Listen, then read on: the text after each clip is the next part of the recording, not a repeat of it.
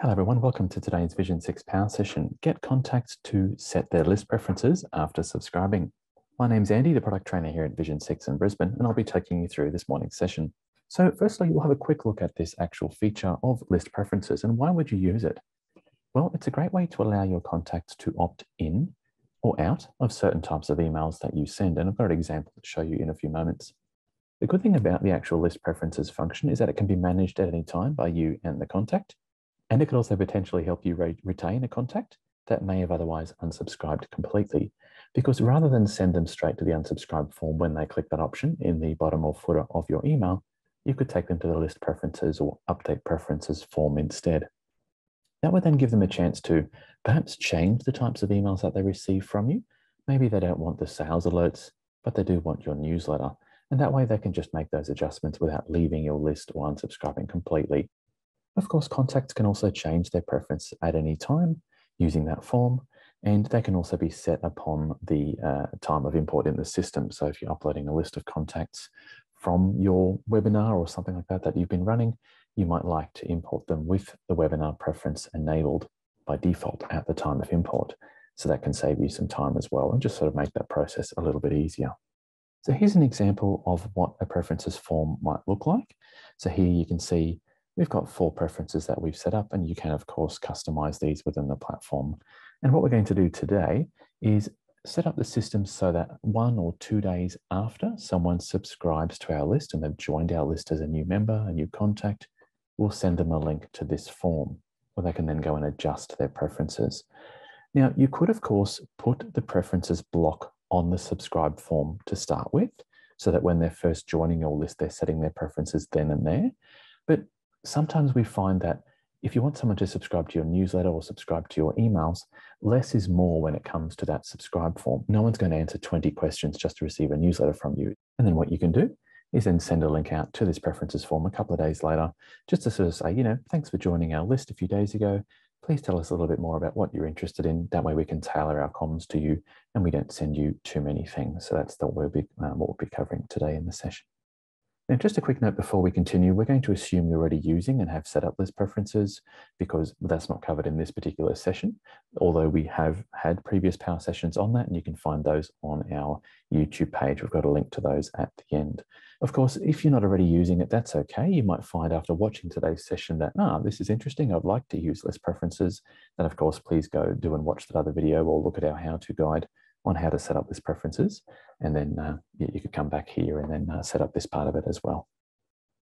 So let's have a look at the steps involved in setting up this process of having the contact be automatically sent an email after they subscribe, and in that email is a link where they can go and update their preferences. So what's involved in this process? The first step is to just check your list preferences form to make sure that it looks the way you want, it's set up correctly, and that it's all going to function based on what you'd like the system to do. Step 2 is to then create the email that you're going to send to the contact once they subscribe. And again, you can optionally delay that if you want to. What we'll do today is put in a 2-day delay. Step 3 is to then set up the automation to then go and send that email 2 days later. And step 4, test and check just to make sure it's all working okay. So let's run through a couple of these different steps in Vision 6. So for number 1, check your list preferences form. So here in Vision 6, we're going to go into lists and forms over here on the left-hand side. And in this case, I'm going to choose my customers list as the one that we want to use this on. It's our main list. So I'm just going to double click onto this list here, which opens it up into forms view. And if you haven't been in this section before, this is where you can create your different forms and customize the way they look. The general ones that you'd find in here is a subscribe form for people joining your list or subscribing to your list. And the other key one you may have heard of or have seen is the unsubscribe form. And generally, this is automatically linked from the bottom of your emails. So if you've never been in here, maybe have a look at the unsubscribe form. And of course, you can change the colors, the wording. You can add your logo through the little text options here. There's an option to add your logo. So go and have a look at your unsubscribe form as a general note, and some of the other forms in here, and just make sure they're okay and follow your branding. But for today, we're going to look at the preferences form here. So this is what the form we're going to be linking to. And of course, as I mentioned earlier, this assumes you're using our preferences functionality already. If not, be sure to check out the other guide and how to on getting it set up in the first place. And then you could come and do this step. So this is our preferences form here.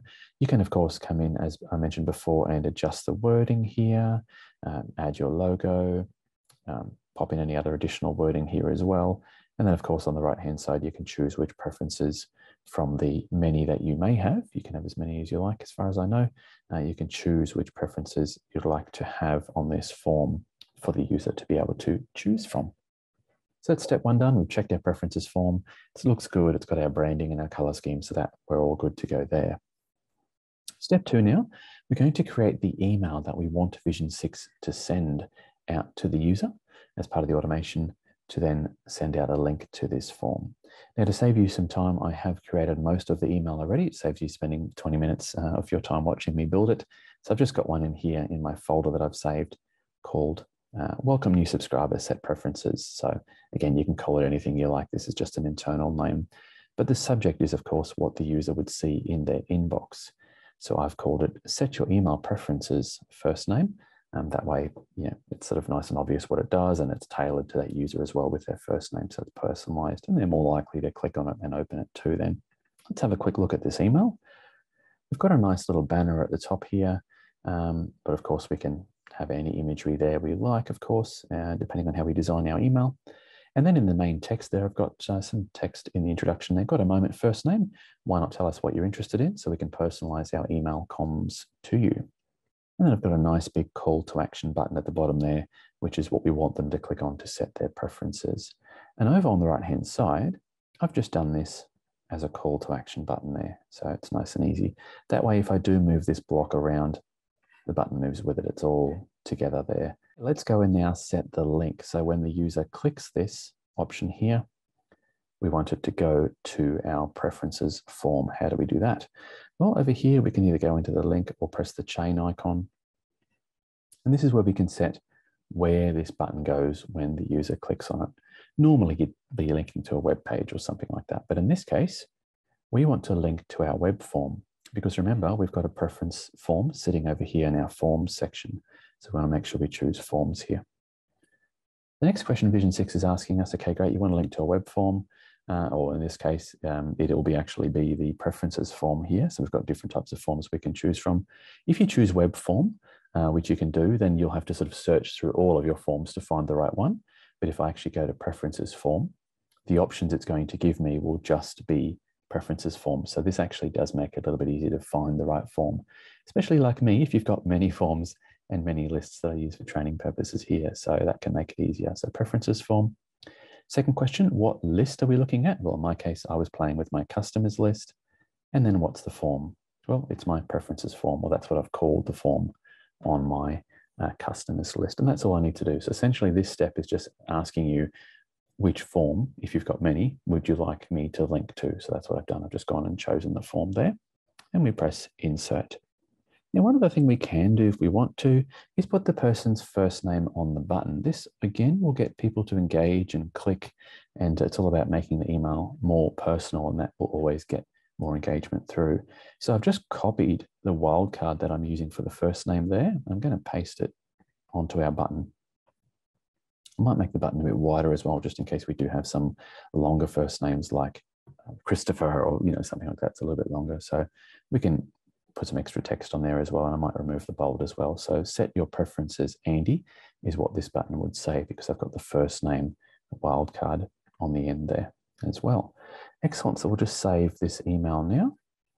That's the email done. The key thing was you can use any email you like, but the key thing here we need to do is just have a link somewhere in the email which links to that preferences form we set up over here. And that's the one we made in step one.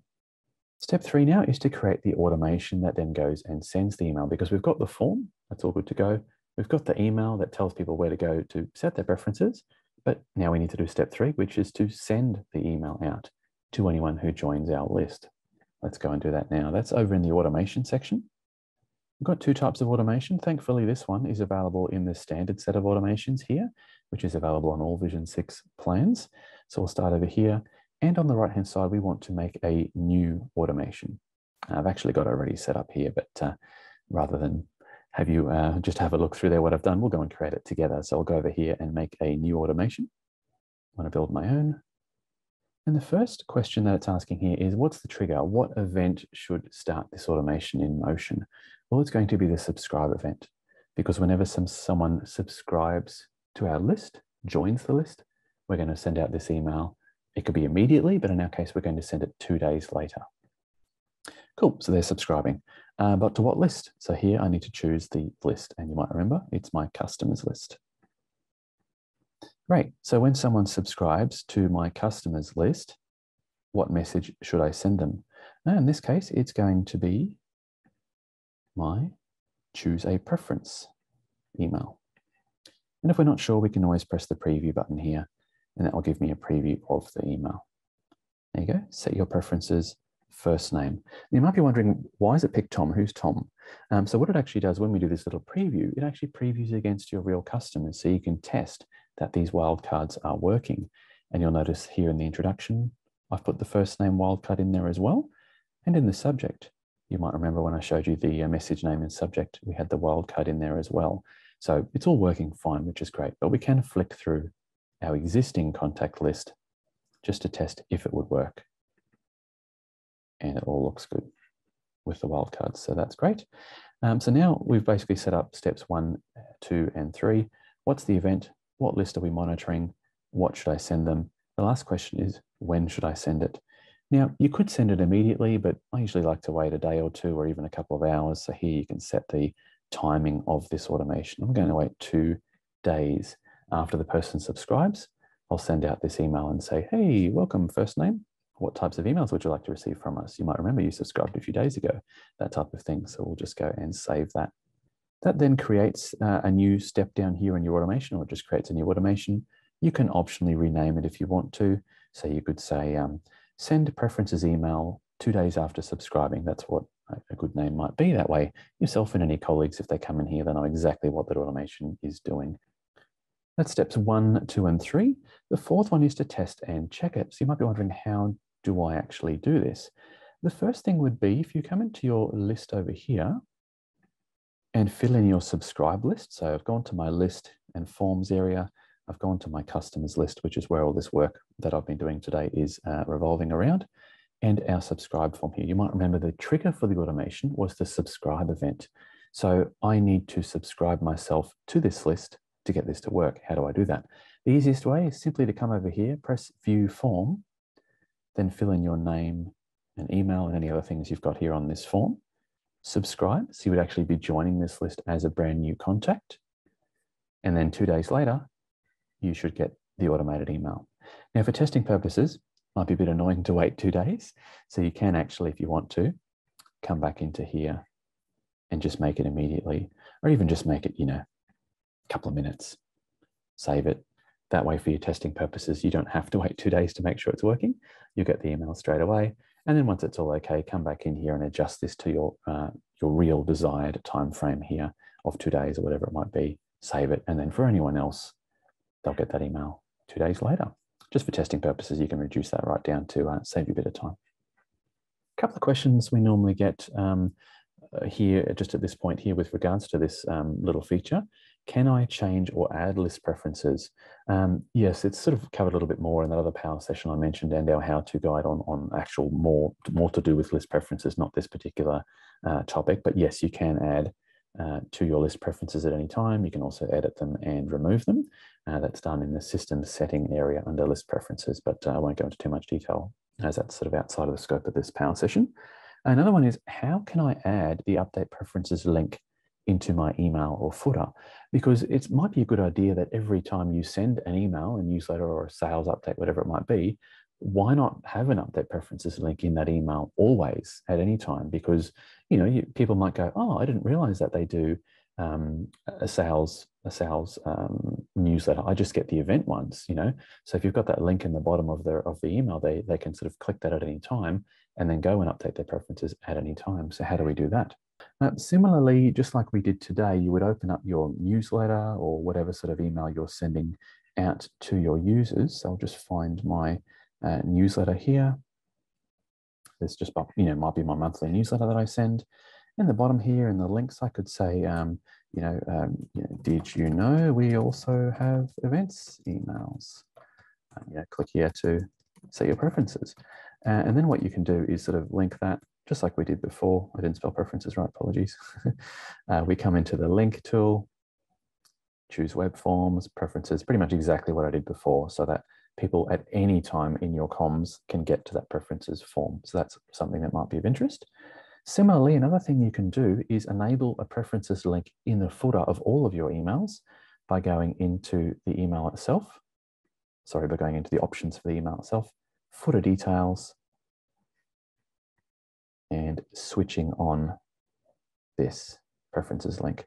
And that will put a preferences link at the bottom of all your emails next to the unsubscribe link. So that's another option as well. Have that turned on for all of your emails. If you do use the preferences function, that's a great way as well to get people to remind them that they can update these preferences at any time.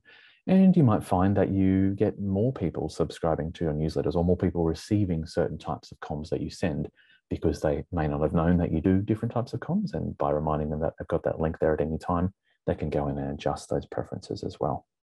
Well, thanks very much for your time today. My name's Andy. Hope you've enjoyed today's session. Thanks again and have a great day. Cheers.